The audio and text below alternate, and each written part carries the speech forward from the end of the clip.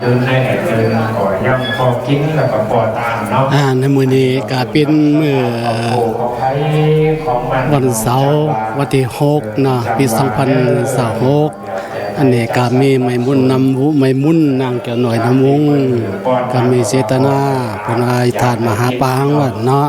ทีนี้ก็มื้อนี้ก็ได้เอาหอประสาทมาตั้งไว้อยู่ในพระวิหารที่เมืองเฮดเวียรัฐแก่นซับในธนาที่นี้ก็มื้อนี้ก็เป็นมื้อหามื้อแฮนในวันพุธก็จะได้ยัดนับถอยเป็นต้านเนาะดังนั้นพอข่าวมื้อก่อนต้องมาถ่ายวิดีโอแล้วออก YouTube ให้พี่น้องเฮาเบิ่งเนาะอันนี้ก็เป็นหอประสาทที่ได้ตกแต่งสร้างมาหลายปีหลายเดือนแล้วเนาะอันนี้ก็มีภาษาเงินภาษาทองภาษาคำนะอันนี้เป็นภาษาเงินเด้อนี่นะมื้อนี้เป็นมื้อหามแฮมันพกจะได้ยาน้ำเดี๋ยวนี้ก็ยังบ่ได้เอาโคเข้าวัดเด้อตอนนี้ก็ยังประมาณ2 โมงอีก3 โมงสิแห่โคตานเข้าวัดก่อนแต่ก็บ่ถึงเวลาเด้อเนาะอันนี้ก็กะเกมไปนี่ละอันนี้ก็กะเกมไปตอนนี้ก็ลำมีพี่น้องก็ต่างรัฐต่างเมืองกำลังมาพี่น้องในเมืองวิจิตรก็ยังผู้ไปเวกไปการก็มีก็ยังกำลังมาเนาะเพราะว่ายังบ่ฮอดเวลาก็ยังบ่ได้แห่โคตานเข้าวัดเด้อเพราะว่ากะเกมไว้ซื่อๆเนาะอันนี้ก็มีหลายปีหลายหนองหลายบ้านหลายเมืองเพิ่นก็ได้มาหอมกินหอมตาลน้ำดังนั้นผู้ค้ามือกองถ่ายบางเล็กบางน้อยเนาะให้พี่น้องทั่วโลกให้เห็นเนาะอันนี้แหละตามประเพณีแต่หรือว่าทานมหาปางวันเนาะอันนี้ก็มีหอประสาทมีตูนกะลาปึกก็มีเครื่องอัฐบริคารต่างๆในครบสุดทุกสิ่งทุกอย่างหั่นละทำกันมีหลายพวกจะเตดไปเนาะสังฆะก็มีเก่าหุงหวานเนาะมาแต่แคลิฟอร์เนียมาแต่แดนเวอร์นะก็หลายรัฐอยู่เนาะครูบาก็เพราะว่าครูบาลือนี่ละตามประเพณีลือนะแล้วก็ดังนั้นเป็นจังได๋ก็เบิ่งวิดีโอนี่ไปเนาะตามความประเพณีเนาะอันนี้ก็จะได้สืบทอดกันไปให้ลูกให้หลานเบิ่งเนาะตั้งนั้นจะไปเบิ่งทั้งนอกเบิ่งเขาเจ้ากะเก็มจังได๋เนาะในโคกกะเก็มจังได๋เนาะก็จะไปเบิ่งทั้งนอกกันนะอันนี้ก็มีพี่น้องแดนเวอร์นี่นะพี่น้องแดนเวอร์เพิ่นก็ได้มาพร้อมกินพร้อมตามนำเด้ออันนี้นะเป็นพี่น้องแดนเวอร์เนาะเพิ่นก็ได้ขับรถมาทางไกลเป็นเวลา 8-9 ชั่วโมงพุ่นแล้วอันนี้ก็เป็นกุศลบุญตานตั้งมกตั้งใจมาเอาบุญเนาะอันนี้ก็แม่นเอาไปหนุ่มเพิ่นมาแต่ซานดิเอโกแคลิฟอร์เนียพุ่นแล้วก็เป็นข้าวสั้นของเพิ่นก็มาเอาบุญนำกันเนาะมาหอมกินหอมตานกุศลบุญนำกันเนาะเพราะว่าเจ้าสถานเนี่ยเป็นพี่น้องชายไว้ซะเนาะโอเคดังนั้นก็มื้อนี้ระหว่างต่อไปนี้อันนี้ก็แม่นเจ้าอธิการวัดเนาะเพิ่นก็ได้ประกาศเพิ่นก็อธิบายเรื่องกินเกลืองต้านเฮานี่แหละเจ้าอธิการวัดเมืองวิจิตรรัฐแก่ชายเท่านี่แหละคือเจ้าสิทธิคำของหวานนะอันนี้ก็เพิ่นก็ได้อธิบายให้เจ้าศรัทธากุศลศรัทธาไปเบิ่งทางนอกกันมึงเนาะไปเบิ่งกันว่าแม่โคเนี่ยเขาจะเฮ็ดจังได๋กินจังได๋เนาะไปเบิ่งกันเนาะนี่นะเจ้าศรัทธาเพิ่นเนาะอันนี้เจ้าศรัทธาเพิ่นอันนี้ล่ะนี่มีวุ้นเจ้าศรัทธาเพิ่นสัมภาษณ์หน่อยนึงเนาะเอาเป็นจังได๋การกินการตาเด่นมกดีใจไม่ใจจะศรัทธาจังไรนะสัมภาษณ์บ่เนาะครับเนี่ยขอสบายดีเนาะแม่พี่น้องมื้อนี้ขน้อยมนต์นำวงก็ได้มีใจใส่ศรัทธาเลื่อมใสในพุทธศาสนาได้มาตั้งกองบุญเอิ้นว่าทานมหาปางใหญ่ก็บ่เคยทำบุญเนาะแต่มื้อนี้ได้มีจิตใจศรัทธาแล้วว่าตั้งกองบุญก็มีใจชมเชยยินดีปิติยินดีทุกอย่างดีใจหลายที่ว่าได้มีโอกาสได้กินได้ทานได้ทำบุญแล้วก็พี่น้องหลายบ้านหลายนาก็เข้ามาร่วมทำบุญมากินหอมตาลมาทำบุญนำเอาบุญนำกันนี่ก็เป็นแต่บุญวาสนาของเฮาแม่นว่าจะเกิดมาภาวะศาสตร์นี้หรือศาสนาขอให้มาเป็นพี่เป็นน้องกันทำบุญร่วมกันเกิดมาศาสตร์ใดขอให้พบพุทธศาสนาเนาะของเฮาอันที่ว่าจบงาม เนาะ ทางขอบทางโค แล้วก็อันนี้ก็ขอ ชาวพุทธชาวด้านเทพ ให้เป็นตัวอย่าง เปิดเนี่ยเนาะ นำผักปรุงร้านข้าวอันจะมาโดนไหมอันขึ้นมานี้ก็เป็นเอาไว้เป็นตัวอย่างเนาะก็มีตัวนี้ขอบใจ ขอมขอบใจกับเจ้าสถาเพิ่นเด้อนะเพิ่นมีจิตใจศรัทธาเพิ่นก็ได้หางกินหางต้านมาหาปางก็ดีมกดีใจทั้งพี่น้องแดนเวอร์ทั้งพี่น้องแคลิฟอร์เนียลูกหลานเพิ่นก็มาแต่ซานดิเอโกเพิ่นก็ดีมกดีใจเห็นหน้าพี่น้องว่าเนาะก็ขอมขอบใจที่ได้ศรัทธาได้มาหอมกินหอมตาน้ำเนาะตั้งเจ้าศรัทธาเพิ่นก็มีน้ำใจเหลื่อมใสเด้อไปเบิ่งแม่ครูทางนอกกันเนาะเอาไปเบิ่งแม่เขาทางนอกกันมีจังไดเนาะ จุดพกจุดเข่า อันนี้ก็แม่โคทางนอกอันนี้ก็มีแม่ค้าเด้ขายข้ามเมืองเด้นั่นน่ะโอ้ผักกาดนี่น่ะงามแต่น้ำมาเด้อผักกาดนี่น่ะอันนี้เพิ่นแม่ค้าเพิ่นก็มาขายเครื่องอันน่ะหยองเนาะอันนี้ก็มียาทำยามองยาน่ะอันนี้ไม่ยาดองนิ้วมีแค่ดองนิ้วก็อยู่อเมริกาก็มีเนาะอันนี้ก็เป็นได้เดินวัดวิจิตรเฮานี่แหละวัดลาวลือสุวรรณรามว่าอยู่เมืองวิจิตรรัฐแก่สัตว์นี่แหละอันนี้ก็พี่น้องก็กำลังมาจากต่างรัฐก็กำลังมาเพราะว่าเพิ่นก็อยู่ไกลต่างรัฐกันเนาะ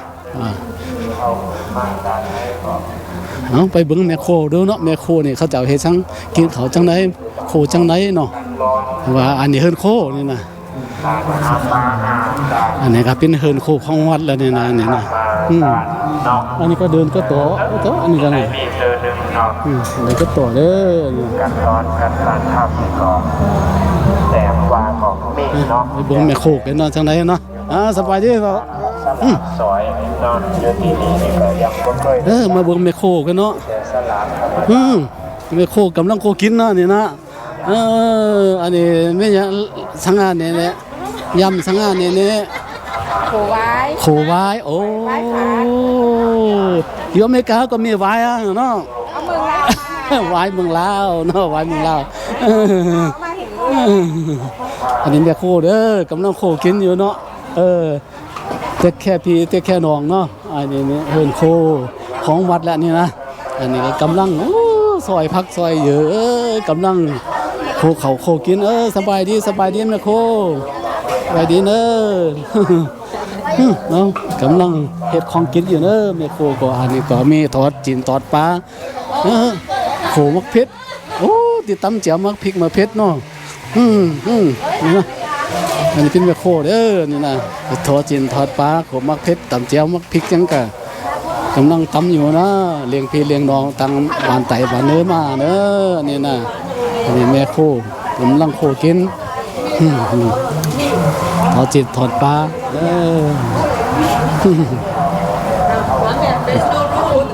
จะไปเบิ่งทางไหนแล้วจักเรื่องหน่อยกินข้าวบ่คนเฒ่ากินข้าวกินน้ำกับบ่ฮู้เนาะไปเบิ่งกันว่าบางกินข้าวกินน้ำจังได๋เนาะเอาไปเบิ่งทางนู้นก็แม่แขกต่างบ้านต่างเมืองติมากินข้าวกินน้ำฮัลโหล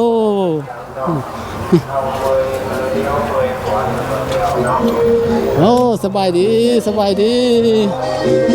โอ้มีหลายคนอยู่ไหนนี่นะอาหารอันนี้เฮิรนโคอันนี้บอลกินข้าวเด้อนี่นะนี่ข้าวอันนั้นมีอาหารการกินหนึ่งละมีอาหารมีปลาแห้งมีไก่ทอดมีหนอมียำผักหลายสิ่งหลายอย่างอยู่เด้อเขาครบเขาแคบกับโขหนอใหม่เขาลองฟื้นเขาปุ้นทุกสิ่งทุกอย่างมีเนาะของกินน่ะหลายสิ่งหลายอย่างอยู่เด้อนี่น่ะอันนี้ก็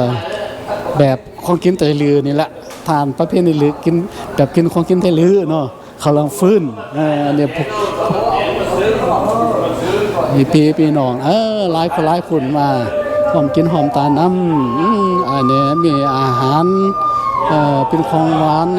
อันนี้ก็มีหมากใหม่เป็นของหวานข้าวจันทร์ข้าวต้มขนมอันนี้ก็มีไทยที่อันนี้ไอคอฟฟี่อันนี้เมนูหวานเนี่ยนะของอาหารของหวานนี่นะ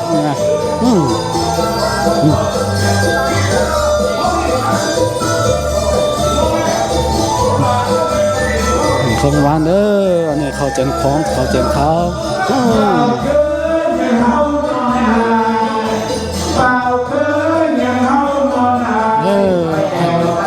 คุณจ่ายกำลังกินของกันเนาะ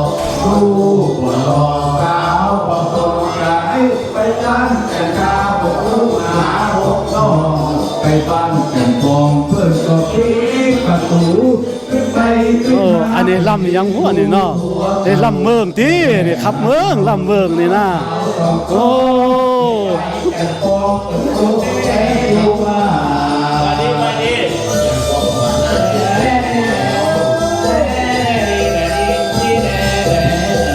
ที่เราเรื่องกันเราเรื่องแอวบ้านเมืองสายทองไปแอวบ้านน้ำสายทอง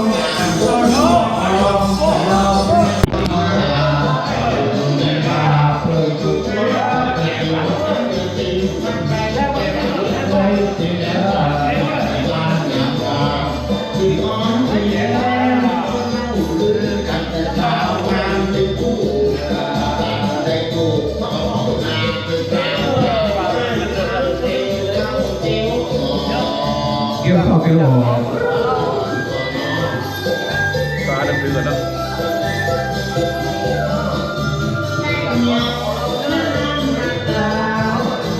ไปแอวบ้านน้องดาดาแม่ตะลึงมาลัดดาอยู่นอกทำงานสอบโอ้โหหัวใจมันไหนเราไปยังหันคนอยู่ไปไหนก็หูตาผู้สาวที่เขารักถึงงานน้ำมันเติมน้ำบ่อไปดิไปดิระวังเนื้อสายบัวจะได้หัวเกี่ยวว่องได้หัวเกี่ยวว่องได้หัวเกี่ยวว่องเลยยกหล่อของลูกหัววันยืนจะต่อไปไอ้จะซื้อมอเตอร์ไซค์เอาเต้าใหญ่มาเราเต่าเป็นเด็กเราเราหลงไหลสาเป็นเด็กใหญ่แต่งตั้งใหญ่